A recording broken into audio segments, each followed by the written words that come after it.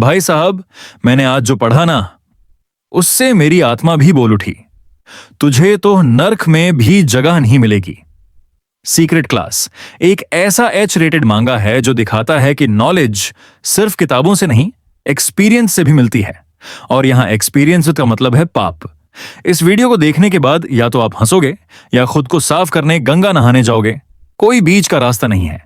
चलो शुरू करते हैं ये पाप की पाठशाला। देहो एक 19 साल का लड़का जिसके माता पिता की डेथ हो गई थी। अब वो अपने अंकल के घर रहता है, जहां हैं एक सुलझी हुई आंटी और 3 भला मानस बहनें। लेकिन यहां ट्विस्ट ये है कि डेहो को एक सीक्रेट मिशन पर भेजा गया है। मिशन वर्जिनिटी छोड़ो और दुनिया को एक्सप्लोर करो। अब बंदा बेचारा थोड़ा शर्मीला है, थोड़ा भोला भी। उसकी लाइफ एकदम नॉर्मल चल रही होती है जब तक कि उसकी आंटी डिसाइड नहीं करती कि इसे अब प्रैक्टिकल एजुकेशन दी जाएगी। और भाई साहब, वो एजुकेशन ऐसा था कि अगर सिलेबस एनसीईआरटी में डाल दें तो स्कूल बंद हो जाए। तो शुरू होता है पहला चैप्टर।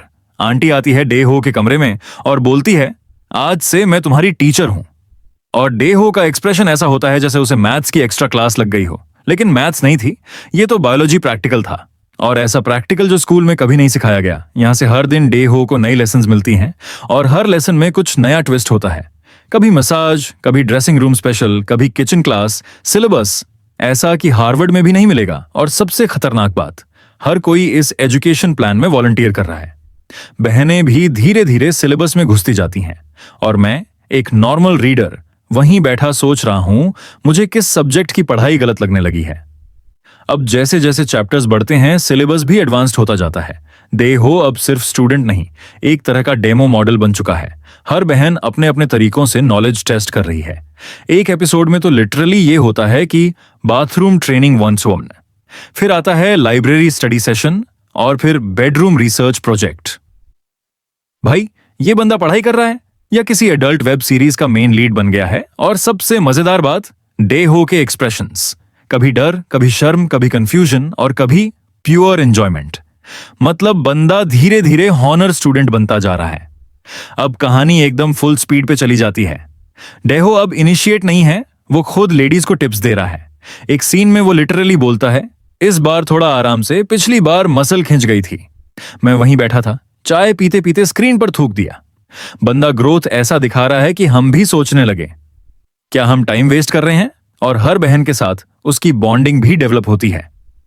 हाँ, मॉरल वैल्यूज गायब हैं, लेकिन केमिस्ट्री फुल ऑन है। इस मंगा ने हर टेबू को उठाकर कॉमेडी और सेंसुअलिटी में ब्लेंड किया है। और आपको पता भी नहीं चलता कि आप शॉक हो रहे हो या एडिक्टेड।